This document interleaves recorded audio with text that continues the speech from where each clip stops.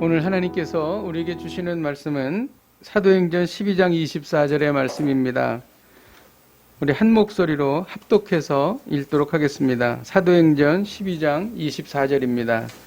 시작. 하나님의 말씀은 흥왕하여 더하더라. 아멘. 우리 이 시간 나라와 민족을 위해서 같이 기도하도록 하겠습니다. 코로나 바이러스가 많이 창궐하고 있는데 하나님, 이 코로나 바이러스를 통하여 국민들이 하나님을 두려워하고 크게 회개하게 하여 주옵소서. 또 코로나 바이러스를 통하여 교단, 교계 지도자, 성도들이 크게 회개하게 하여 주옵소서. 날로 심화되는 진보와 보수의 갈등이 예수님의 사랑으로 하나 되게 하여 주옵소서. 우리가 찬 목소리로 기도하시겠습니다. 하나님 아버지, 주님 앞에 기도하며 나아갑니다. 하나님 아버지, 코로나 바이러스를 통하여 국민들이 하나님을 두려워하게 하여 회개하게 하여 주옵소서. 그 많은 방종을 하나님 아버지 불신을 회개하게 하여 주시옵소서. 하나님 아버지 대한민국이 주님께로 돌아오는 계기가 되게 하여 주시옵소서. 하나님 아버지 코로나 바이러스를 통하여 하나님 아버지 교단 교계 지도자 성도들이 크게 회개할 수 있도록 인도하여 주시옵소서. 하나님 아버지 또 날로 심해되는 하나님 아버지 진보와 보수의 갈등이 하나님 아버지 예수님의 사랑을 하나 될 수 있게 되기를 원합니다. 하나님 아버지 맡긴다음으로 시는 예수 그리스도의 사랑을 하나 될 수 있도록 인도하여 주시고 역사하여 주시옵소서. 하나님 아버지 우리를 불쌍히 여겨 주시옵소서. 하나님 아버지 주여 우리가 아버지 하나님 너무나 아버지 어려운 시간을 겪고 있습니다. 하나님 아버지 온 세계가 그리고 대한민국이 하나님 아버지 질병과 그리고 경제적인 어려움으로 힘들어하고 있나이다. 주여 하늘을 가르시고 강림하셔서 하나님 아버지 우리를 통치하여 주시고 모든 질병과 역병이 사라지게 하여 주시고 하나님만으로 우리가 즐거워하게 하여 주시옵소서. 하나님 아버지 우리가 범죄하였나이다. 한국교회가 범죄하였나이다. 돈을 너무 사랑했나이다. 하나님 아버지 신앙과 또한 삶이 일치하지 못했나이다. 하나님 우리의 죄악을 용서하여 주시옵소서. 하나님 아버지 우리가 회복되기를 원합니다. 하나님 아버지 우리가 너무나 마음이 찢어져 있습니다. 하나님 아버지 날로 심화되는 갈등이 하나님 아버지 우리를 괴롭게 하고 있습니다. 중간에 막힌 담을 오시고 둘로 하나 되게 하시는 예수님께서 우리에게 임하셔서 이 대한민국으로 하나 되게 하여 주시옵소서. 예수님의 이름으로 기도하였습니다. 아멘. 할렐루야.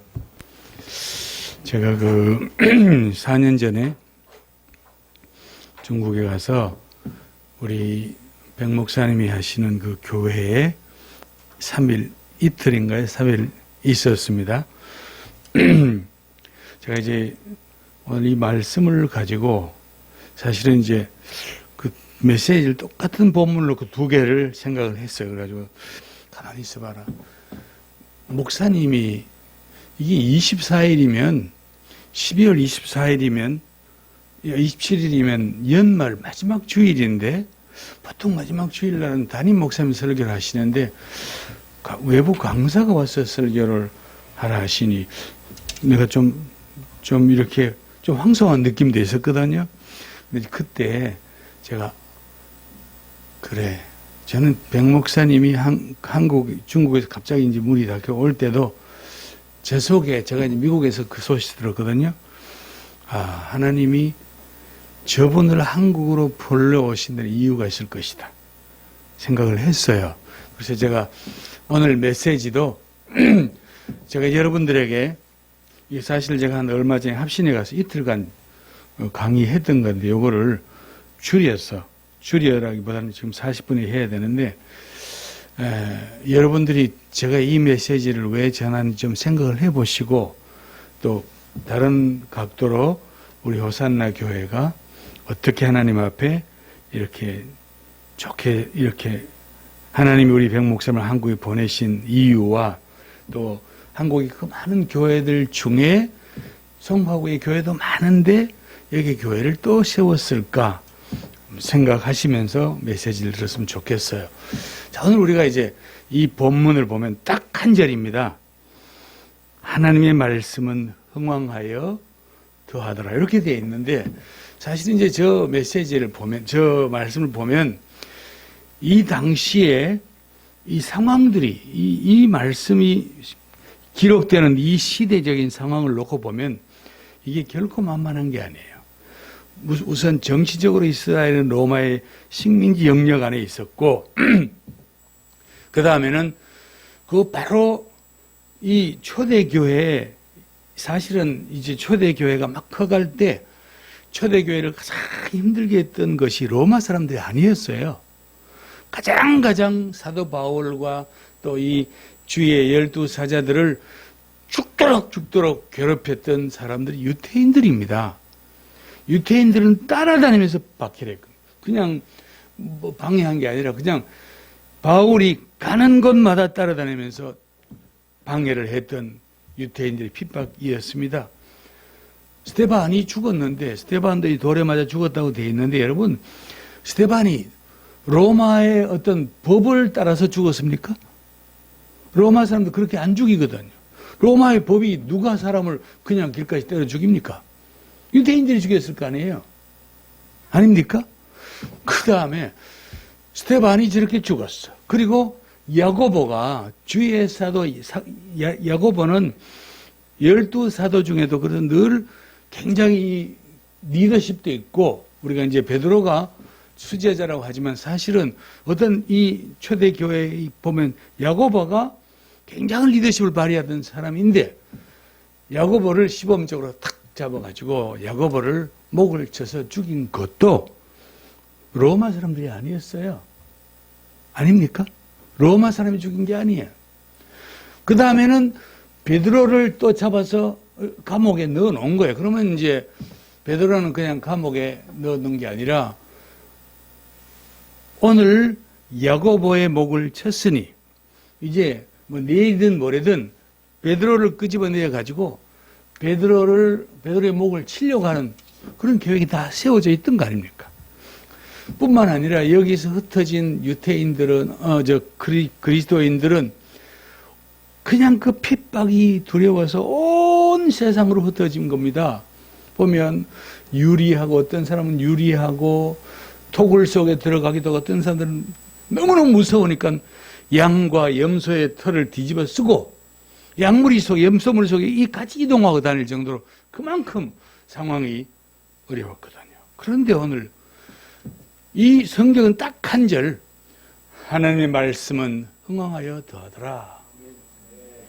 이게 상황적으로 안 맞는 말이거든, 같은 거예요. 그 밑에 좀 쉽게 설명하면, 교회는 계속 성장하고 복음은 계속해서 더 넓게 확산되어 간다는 말인데, 사실 영어 성경에 보면 앞에 접속사 but이라는 말이 딱 있는데 한국 성경에는 그게 없어요. 근데 이게 굉장히 중요한 게, 앞에 but 이 말은 앞에 뭔가를 딱 설명하고 나서 지금 그 다음 상황을 설명하기 위해서, 다른 말로 말하면 그럼에도 불구하고, 이런 상황임에도 불구하고 이 말이 저 속에 들어있는 거예요. 지금 이렇게 상황이 어렵고 그리스도인들이 다 도망 다니고 사도가 목이 베어 죽임을 당하고 베드로는 지금 감옥에 있는 이 상황 가운데서도, 그러나 그럼에도 불구하고 하나님의 말씀은 흥왕하여 더한다. 여러분, 이거 굉장히 중요한 말씀이에요. 하나님의 말씀은, 다시 말하면 교회는 어떤 상황이나 여건에 지배되는 게 아니에요. 우리가 볼 때는 이거 어떡하지? 이 상황을 어떻게 하지? 그냥 막막해. 제가 이제 선교사니까, 선교를 하면 이제 선교 상황들, 저는 이제 오늘 선교사니까 선교적인 관점에서 얘기하는 거예요. 선교를 해놓고 보면 선교를 주도했던 나라들, 영국, 또 미국, 또 뭐 남태평양 나라들, 그 다음에는 한국까지, 우리 한국 교회까지 지금 선교가 여러분이 상상한 것보다 훨씬 더 어려워져 있습니다.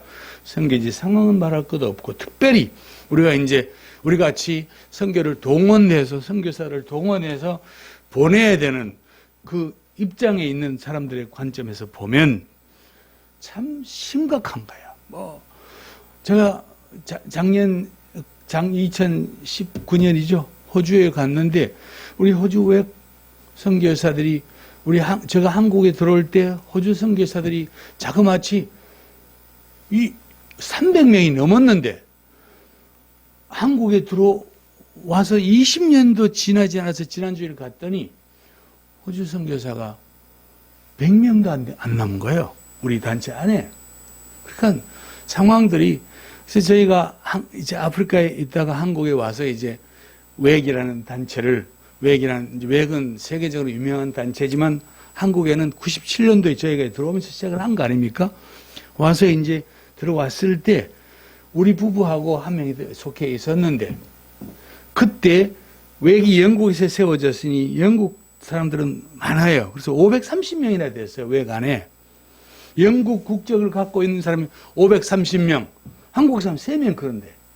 그런데 20년이 딱 지나고 났더니 한국 사람들은 500명이 넘어섰는데 영국 선교사들, 우리 웩 안에 있는 영국 선교사 200명이 안 되는 거예요. 그 상황들을 보시면 지금 서양 교회들이 어떤지를 감이 잡혀요. 저기 이제 웩 영국 본부인데 우리가 저기서 2년간 살았거든요. 저기는 방도 300개가 넘어. 런던에서 한 40분 떨어진 옥스퍼드 런던 중간에 한국 많은 분들이 오면 저기 가서 관광하고 그랬어. 그런데 저 거대한 웩 본부가 팔렸어요. 2010, 왜 팔렸느냐? 더 이상 운영이 안 되는 거예요. 운영을 할 인력이 없는 거예요. 이 거대한 이 건물을 유지하기 위해서는 저 속에서 일하는 사람이 풀타임 50명이 있어야 되는데 선교사가 안 들어오는데 50명이 어디 있습니까? 다 노인들밖에 없는데 할 수 없이 팔았어요. 저게 이제 미국 남침례교회 하면 세계적으로 선교사들을 가장 많이 보내는 교단이 미국 남침례교 교단인데 지금 남침례교 교단은 해외 선교 거의 한 2, 3년 전부터 올스톱한 거랑 마찬가지예요.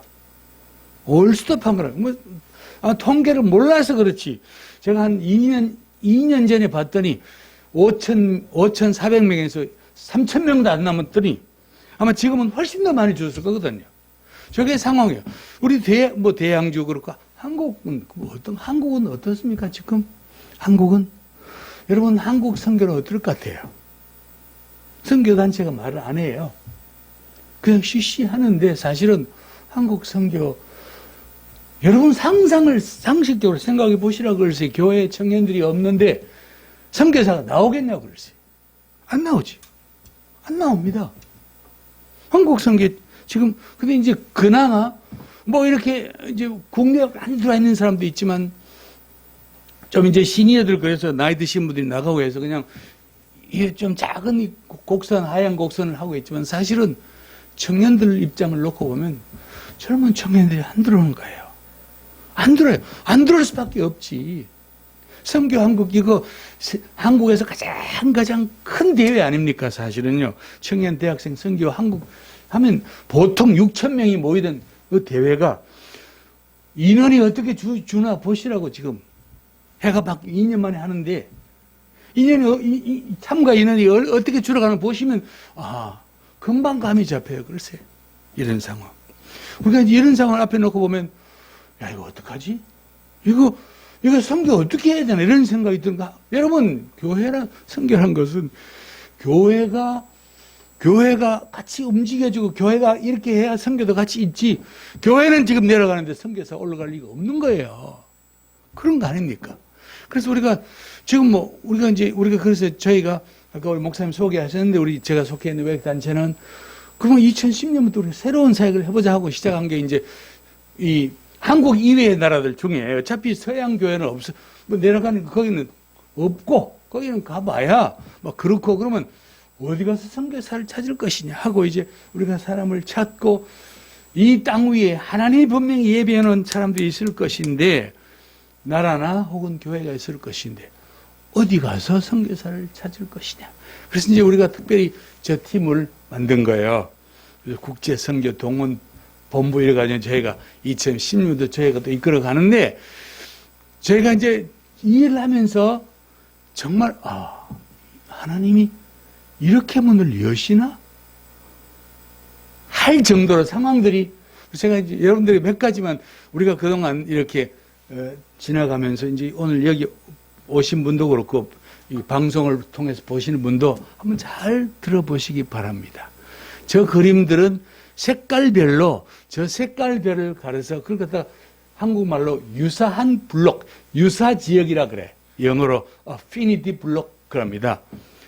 유사한 블록이란 말은 저 붉은색 색깔 지역들은 보면 여기에 문화적으로 유사한 지역이에요. 유사한 언어, 유사한 문화, 경제적, 정치적으로 또 뭐 사람들이 삶이 비슷한 영역을 유사 영역이라 하는데 그거를 이제 지도를 만들어 놓은 것인데 쉽게 설명이 이런 거예요. 아프리카를 딱 놓고 보면 아프리카에서 유독 한 지역 이렇게 다 아프리카를 보면 아프리카 지도를 딱 놓고 보면 다 노란 색깔 지역들은 전체 주민의 90% 이상이 크리스찬으로 하여튼 뭐 천주교든 개신교든 크리스찬 지역이에요. 그리고 이거 오렌지라죠. 오렌지 지역은 크리스찬이 좀 많기는 많지만 여전히 다른 민족도 다른 종교도 있는 것이고 위에 있는 이 진한 색깔 이 색깔들은 쉽게 말하면 이슬람권이에요. 그런데 그 중에서 유독 한 지역 새카만 영이라는 지혜로 저 지역이 딱 눈에 보이죠? 저게 소말리아입니다. 소말리아 선교사들이 들어가지도 못하고 뭐 다른 NGO를 통해서도 못 들어가요. 아예 못 들어갑니다. 소말리아 해적만 생각나죠? 못 들어가요. 그런데 자, 옆 소말리아를 아까 제가 보여드렸던 그림이 이렇게 문화로 끈으로 놓고 보면 이런 거예요. 자, 우리 옆에 제가 이 그림, 고개 컴퓨터를 좀 위로 좀 이렇게 앞에 블록되지 않게. 안테나가 자꾸 블록되면 이 안테나가 잘 안 먹습니다. 예. 자, 보면 옆에, 소말리아 바로 옆에 나라들 중에 여기 이디오피아가 있고 탄자니아가 있고 케냐가 있습니다. 여기 소말리아예요. 근데 이디오피아는 요 지역 요 정도 지역까지가 그 그림이 없구나. 요 정도까지가 소말리아하고 언어를 같이 쓰는 지역이에요. 그러니까 이 소말리아 국경은 사실은 말이 국경이지 우리나라 휴전선처럼 무슨 철조망이 있는 것도 아니고 담도에 있는 곳이 아니에요. 정치적으로 이렇게 요건 소말리아에 있는 이디오피아 이렇게 끊어놓을 뿐이지. 근데 여러분 신기하게도 이디오피아 교회가 아프리카에 그 많은 기독교 나라들이 있는데도 불구하고 지금 현재 가장 선교에 열정을 보이는 나라가 특이하게 이디오피아인가요? 선교에 열정을 보이는 교회가 이디오피아 교회예요. 이디오피아 교회가 여기 이 긴 국경을 놓고 있는데 이디오피아 안에서도 소말리아 말을 함께 쓸 수 있는 사람들이 많이 여기 있는 거예요. 이 같은 언어니까.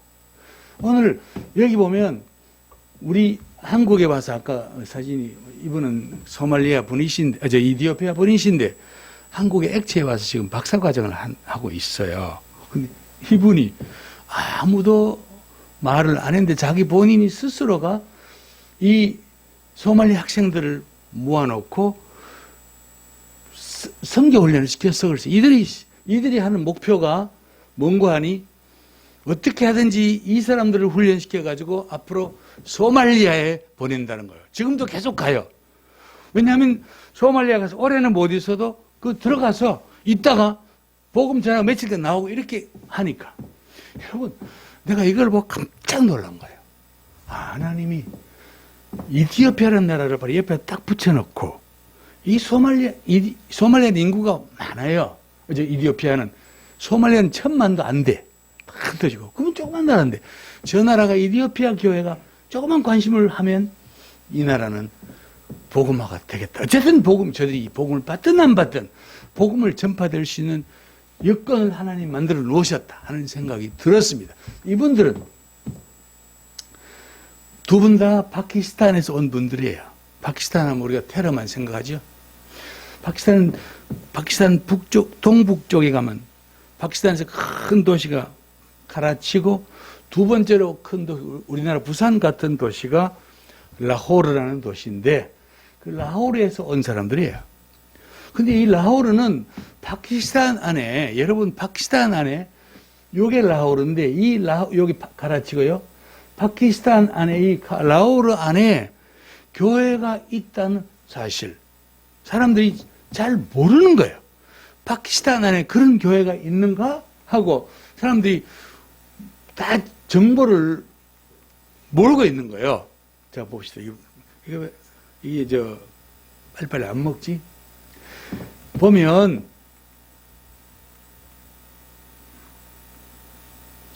크리스찬 인구가 30 혹은 40만쯤 된대요. 한 도시에.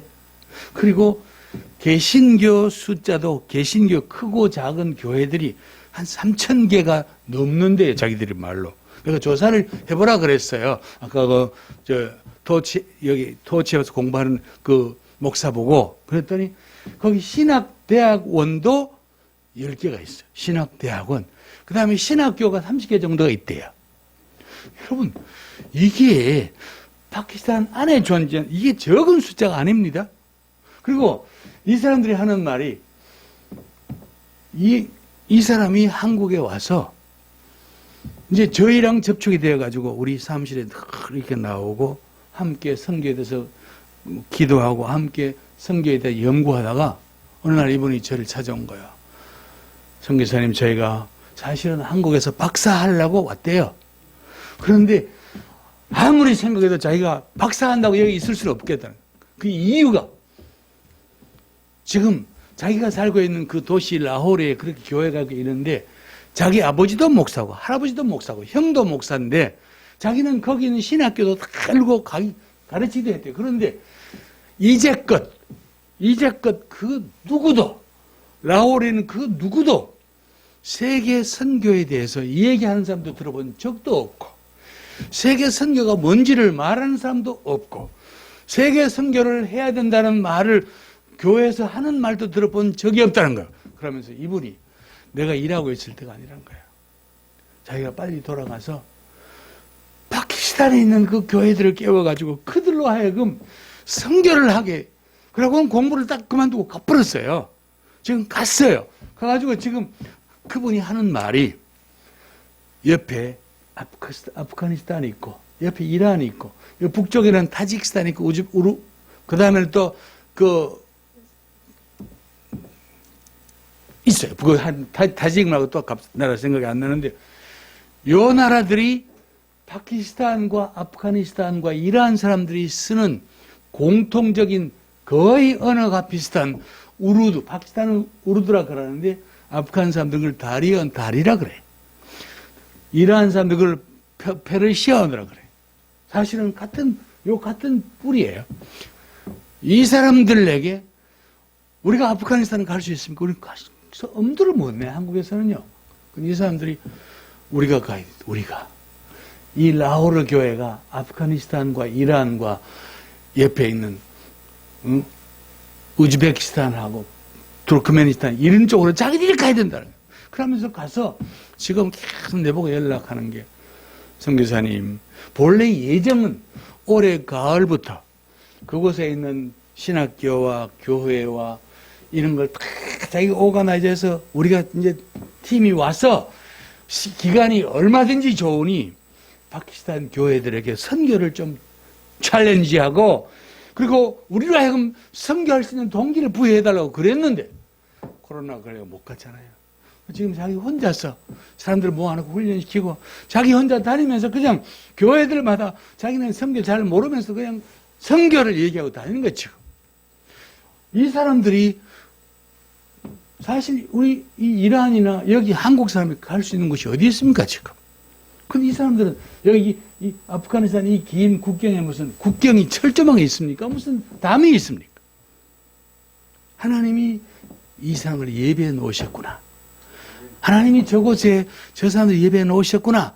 자, 여러분 이제 베트남 얘기를 좀 할 텐데 우리가 우리 베트남도 사실은 이 베트남의 교회가 있다. 이 베트남에 기독교가 100년이 넘었어요. 개신교회가 4,000개가 있고 자기들 말로 개신교회 성도 숫자가 200만이 된대. 200만. 한국은 지금 뭐 우리 개신교 다 쳐봐야 좀 뻥까지 해서 900만 이렇게 말하잖아요. 베트남에 개신교 200만이 있대. 근데 해외 선교사를 보낸 적이 없는 거예요. 저희가 이제 가서 이분이 지금 이 빌리 그레함 목사님 아들인 프랭클린 그레함인데, 이 목사님이 이제 이분은 베트남 제가 갈 때마다 이분이 우리 통역이신 요셉이라는 조그마한 통역을 정말 잘해요. 근데 이 프랭클린 그레함이 빌리 아버지를 이어서 자기가 이제 전도단 리더예요. 빌리 그레함 전도센터 리더인데, 이 사람이 베트남에서 복음 전도 집회를 하겠다 그랬어. 그랬더니 사람들이, 목사님, 베트남에는 북쪽에는 옛날 그 공산 지역에 있던 북쪽에는 교회가 많이 없습니다. 그러므로 이걸 하려면 저 남쪽 호치민, 옛날 사이공이죠. 호치민 지역에서 하라는 거예요. 이분이 내가 전도를 하러 가는데 기독교인이 많은 곳에 갈 필요가 있느냐? 그러고는 굳이 북쪽 하노이에다가 이 대회를 했어요. 사람 베트남 목사님들이 글쎄 한 2, 300명 올라나요. 이렇게 했어. 그런데 2018년이죠? 2019년인가? 2017년이구나. 2017년 12월 9일부터 이틀간 했는데, 이틀간 집회에 참석한 사람들이 3만 5천 명이에요. 그리고 그날 참석한 사람 중에 나 예수 믿겠습니다 하고 손들 앞으로 나서 영접한 사람이 4천 명인 거예요. 한국 여러분, 이런 일이 벌어집니까? 있을 수 있겠어요? 지금 우리나라에? 이렇게 하면 모이지도 않는데. 오늘 베트남 이분이 했던 그 집회에 그 안테나가 이렇게 좀 내인데 한번 보게 해보세요. 왜 이렇게 안테나가 그 케이블이 앞으로는 안 옵니까? 앞으로 보면 가장 좋은데, 혹시 설계 중에 좀 그렇긴 하다만 올 수 있으면 자 보십시오. 자기들이 처음에 그 컨벤션 도를 할 때 여기 한 몇백 명 날 줄 알았는데, 이 큰 컨벤션이 꽉 차서 바깥까지, 이 바깥 지역까지 사람들이 차고 넘치게 이렇게 바깥까지. 어쨌든 이거는 베트남 역사에 이런 일이 없었던 거예요. 이렇게 많은 사람들이 모여가지고 복음을 듣겠다는 거예요. 이건 참 놀라운 일입니다.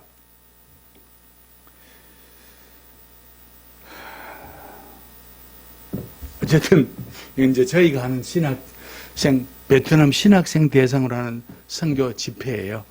선교 특강.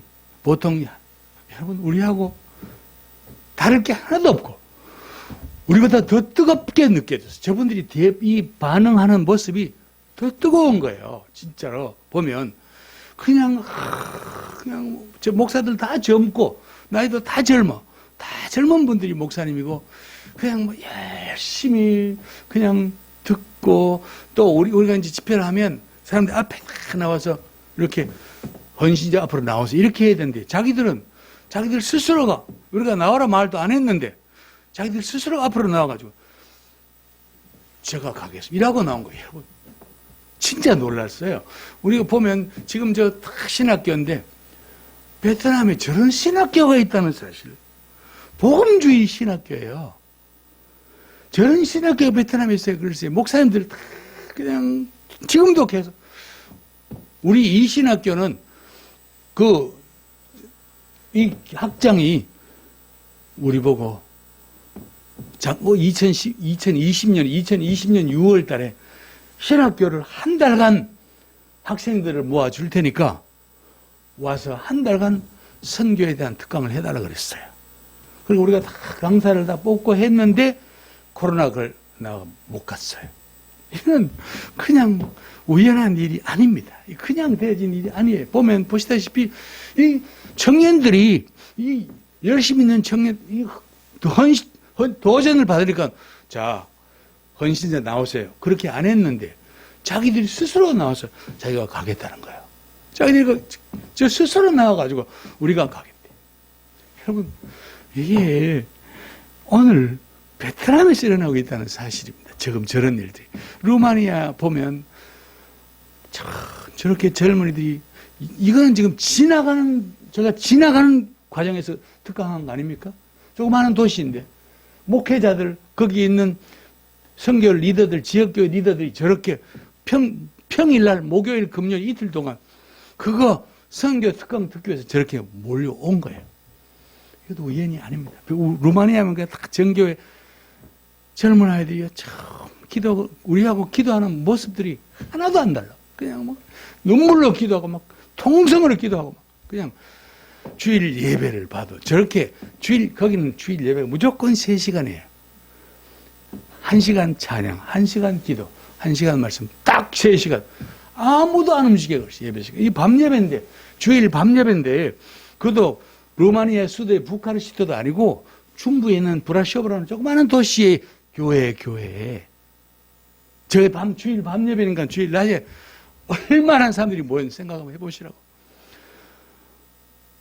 지금, 밤 예배 모습이 주일 밤 예배, 인도네시아는 아까 우리 기도 중에 인도네시아 성경에서 얘기하셨는데 인도네시아가 앞으로 사실 저희는 앞으로 인도네시아에 대해서 관심을 많이 갖고 있는데 그것은 인도네시아에 가서 우리가 이제 선교사를 보내서 이것도 물론 중요하지만 우리가 어떻게 하든지 인도네시아 교회로 하여금 세계 선교에 발을 들어놓게 하는 이 일 이거를 해야 되는데 인도네시아 교회 제가 그동안 다른 나라는 많이 갔지만 인도네시아 교회는 시간도 안 맞고 해서 못 갔어요. 그러다가 작년에 2019년 1월 달에 제가 처음으로 인도네시아에 그도 많이 못 가고 한 4개 도시, 하나, 둘, 셋, 4개 도시만 딱 돌았어. 그도 3주간 동안. 4개 도시만 돌았는데 저는 깜짝 놀랐어요. 인도네시아, 이게 새벽 기도, 주일 새벽 예배인데, 제가 갔던 새벽 예배인데, 이게 인도네시아 교회입니다. 새벽 예배 모인 거 보시라고. 그러니까 이 교회가 하루 종일 11번을 장소에 막 동시에 드리는데, 이건 지금 똑같은 교회인데, 아까 거기는 새벽 예배 모이는 거, 여기는 또 청년들이 따로 모여가지고, 이 쇼핑센터 6층 전체를 세를 내가지고 교회를 만들었어요. 여기서 계속 청년들이 예배를 드리는데, 어디서 도대체, 어디에서 이런 청년들이 이렇게 열심으로 예배를 드리나? 그 인도네시아 교회. 오늘,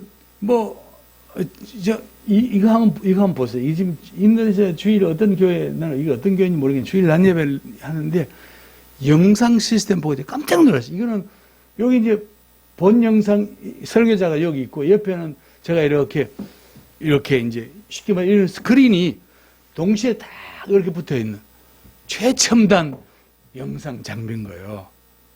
이게 인도네시아 교회 그냥 막, 저희가 가서 우리가 선교를 동원하러 갔다는 그냥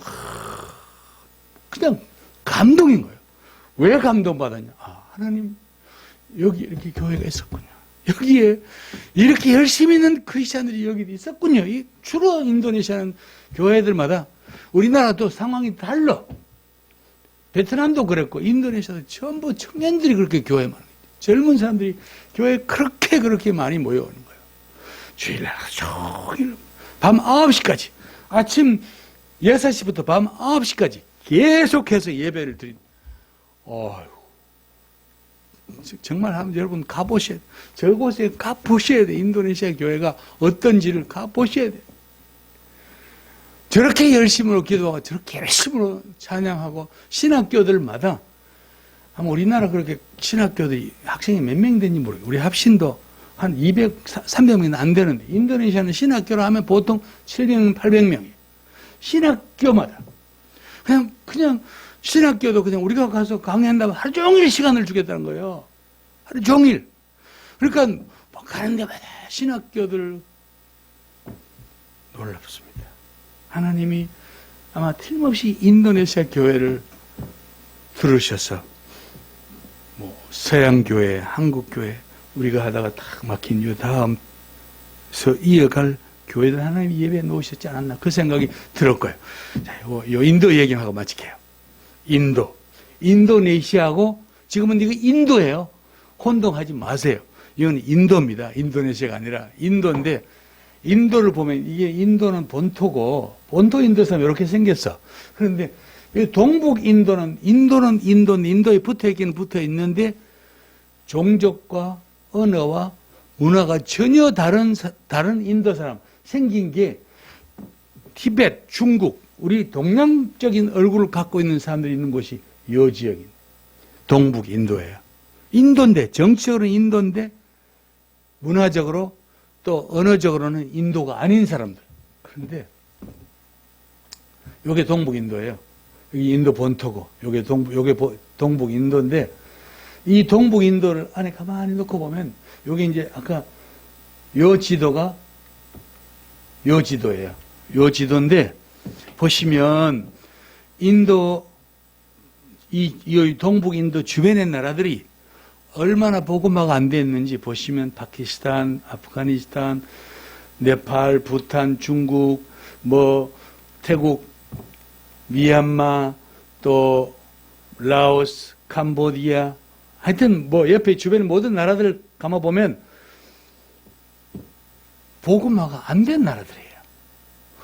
그런데 요 한가운데 너무너무 신기하게 동북 인도의 7개 스테이트, 7개 주가 여기에 딱 이렇게 있는데 요 7개 주의 사람들은 누구냐?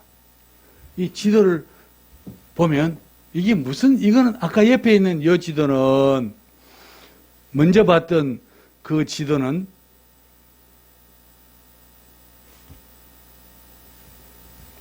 이거는 이 퍼센테이지는 보고마가 되지 않은 퍼센테이지고 99, 97, 90 그리고 뒤에 봤던 이 지도는 99, 99 이거는 전부 다 크리스찬들만 개신교 주로 개신교 크리스찬들이에요.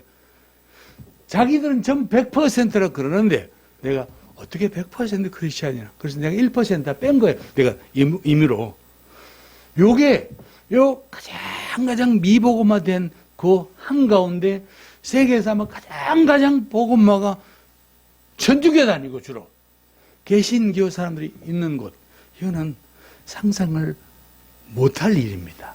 근데 저 나라 사람들이 제가 지금 요 산 위에 가야 되는데 저 산 위에 제가 왜 갑니까? 신기하게 산 꼭대기 위에 도시가 있는 거예요. 근데 이 산 꼭대기를 간 산을 4개를 넘어 4개를 불과 174km밖에 안 되는데 146km밖에 안 되는데 시간이 8시간 걸렸어요. 그러니까 얼마나 길이 멀고 험한지 상상을 해보세요. 저 산 꼭대기 교회가 있지요. 이 교회거든요. 기도원이 아닙니다. 근데 내가 쫙 멀리서 이제 사진을 찍었는데 반대로 그 가까이 갔더니 이 교회예요. 근데 내가 여기서 찍어서 그랬어요. 그러니까 산 꼭대기 위에 교회가 있는 산 꼭대기 무슨 교회가 있냐? 한번 봅시다.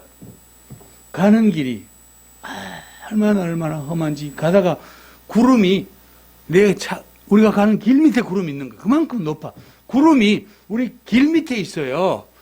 그냥 무슨 뭐 여기 가름마가 있어요. 여기 무슨 안전패 그냥 지나가면 막 소름이 바짝 끼칠 정도로 높은 산 위에 길을 만들어 놨는데 세상에 올라가 보면 가는 길은 뭐 이거는 뭐 말할 것도 없고 얼마나 앞에 차가 한번 가면 이거는 완전히 정말 이거는 제대로 공기 오염된 먼지 공기를 마십니다. 그런데 산 꼭대기 올라가면 이런 도시가 나온다는 거죠.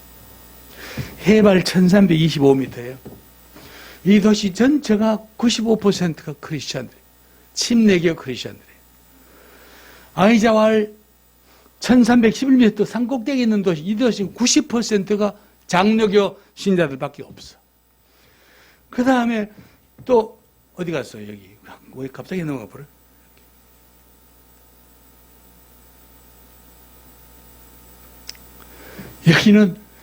여기는 코히마라는 도시인데 해발 1444m. 내가 이쪽 숙소에서 지금 요 교회를 찍었죠? 저 교회 지금 집회를 하는 교회야. 그런데 이 교회야. 이 교회. 여러분 주일날 성가대 한번 보세요. 이게 이제 산꼭대에 있는 교회의 성가대입니다. 상상이 되십니까? 산꼭대에 있는 교회 성가대예요. 그리고 보면 여기 주일날 다 우리하고 똑같이 전부 양복 다 정량하고 얼마나 진지하게 예배를 드리는지 몰라요. 이 교회는 도시도 큰 도시 아니에요. 산 위에 있는 도시예요. 그런데 본당 좌석이 저기 강남에 가면 사랑의 교회가 있어요. 사랑의 교회가 6,500석이에요. 서울에서 가장 오늘 순복음교회 다음으로 좌석이 많아. 그런데 이 교회는 본당 좌석이 9,000석이 상상이 되십니까? 본당 좌석이 9,000석이에요. 저희 여기 이제 가로라 하는 나갈 방글라데시 위에 있는 그 주인데 그 도시에 교통이 이렇게 사거리 교통판 위에다가 자기 말로 Jesus is coming soon. 쉽게 말하면 예수님이 곧 오십니다. 그냥 이렇게 붙여놔, 사방에. 교통표지 위에마다. 이 도시가 그렇다니까, 도시가. 그래서 저희가 이제 이 도시 집회를, 이 교단 선교대회를 하는데, 처음에는 6,000명이 모인데, 6,000명이. 그 6,000명이 다 마당에서 연병장에서 모인대요. 그런데 그 주지사가, 주경찰청장이 교회에 와서 목사님, 아무래도 이거 외국인 강사가 오는데 6,000명이 마당에서 모이면 힌두 정부인 모디 정부가 분명히 말을 할 거예요. 그래서 인원을 좀 줄이시고 실내에서 하도록. 여러분 그 시골에 무슨 조그만 도시에 실내가 어디 6,000명이 모입니까? 그래가지고 갑자기 참가자들 다 줄이고 목회자만 모여라. 교회 사역자 이렇게 해서 모여서 한 게 이 집회입니다. 갑자기 지붕에 천막 임시를 친 거예요, 저렇게. 여러분, 아까 제가 우리 한국 선교한국 얘기했잖아요. 선교한국 3년 동안 준비했는데 2년 동안 준비했는데 1,000명이 참석을 안 하는데 여기 우리는 지나가는 강사 아니에요. 그거 하려고 이렇게 2월 달이면 얼마나 추워 글쎄. 추워요. 그런데 참 모파 한 개 뒤집어 쓰고 여기 땅바닥에 자요. 밤을 새우면서 자요. 새벽 기도 이거는 인도 교회 이 주일 아침 예배인데 여기 인도 교회예요. 강사가 여기 있어. 제가 여기 서 있어요. 제 옆에 통역이 붙어 있습니까? 없습니까? 없어요. 내가 한국말 한 게 아니죠? 그럼 이 사람들 무슨 말 알아들은 거예요? 모든 교인들이 다 영어를 쓴다는 거예요. 이건 보통 일이 아닙니다. 저희가 한국에서 선교사를 뽑았는데 가장 힘들었던 게 영어였어요. 영어 준비가 안 돼 있었어요. 근데 여기는 전 교인들이 다 영어를 알아듣고 말하는 거예요. 교육을 그렇게 받았으니. 이게 이제 이 교회 목사님, 담임 목사님이신데 제가 저 교회 가서 집회를 하면서 집회 끝나고 나서 담임 목사님하고 둘이 앉아가지고 목사님 아오 침례교회라고 하는 교회인데 목사님 이 교회가 역사가 어떻게 됐습니까? 역사가 60년 됐대요. 60년. 그래서 내가 60년 그러면 성도는 얼마 됩니까? 했더니 등록 성도가 3만 명인데 주일날 출석하는 사람은 2만 5천 명쯤 된다는 거예요. 그래서 내가 목사님 보고 목사님 선교사는 이 교회에서 몇 명을 보냈습니까? 그랬더니 목사님이 난처하게 하시더니 우리 교회 교인들 중에 이렇게 개인적으로 후원을 하는 사람은 봤는데 선교사라고 하고 보낸 사람은 딱 한 명, 저희 단체를 통해서 중국에 간 한 명밖에 없다는 거예요. 그래서 목사님 보고 내가 지나가는 강사인데, 이 담임 목사님. 이거는 좀 아닌 것 같다. 이분은 내보다 한 3살, 4살쯤 적은 분이에요. 목사님, 이건 아닌 것 같네요. 선교사가 와서 세운 교회인데, 60년이 지났는데, 교인이 3만 명인데, 선교사를 한 명밖에, 목사님, 이건 아니래요. 이 목사님이 너무너무 충격을 받아가지고, 목사님이 교회를, 자기 교회 수석부목사에게 교회를 넘겨줘 버렸어요. 그리고 목사님이 직접 사모님하고 둘이 외학 선교사가 되겠다고 이 영입훈련을 석 달간 이 젊은 자기 아들들 같은 이 아들 딸 같은 얘들하고 같이 석 달간 같이 자고 같이 훈련받고 청소하고 이렇게 여기 목사님 부부예요. 저희가 지금 외학 선교사가 되어가 선교 이분이 우리나라 치면 꼭 옥하는 목사님 같은 분이에요. 다 존경받는. 그러니까 이분이 뭘 갖다가 뭐 선교대회든 신학교든 저분이 오가나이자면 모든 게 만사통과. 뭐 이분은 그 인도의 교회나 신학교는 저는 모르겠지만 이분은 너무 잘하니까 저 강사들이 온다. 그러면 신학교에서 우리 학교에 오세요. 우리 교회 오세요. 이분들이 지금 그 일 하는 거예요.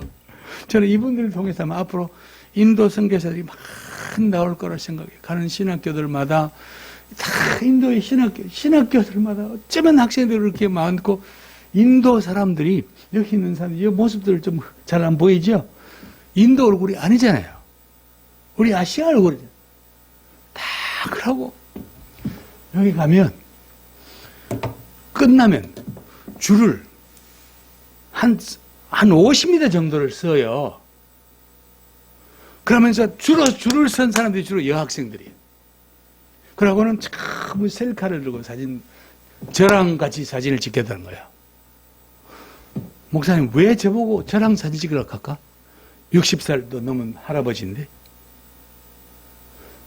이유는 한 가지예요. 한류. 한국 드라마에 됐으면,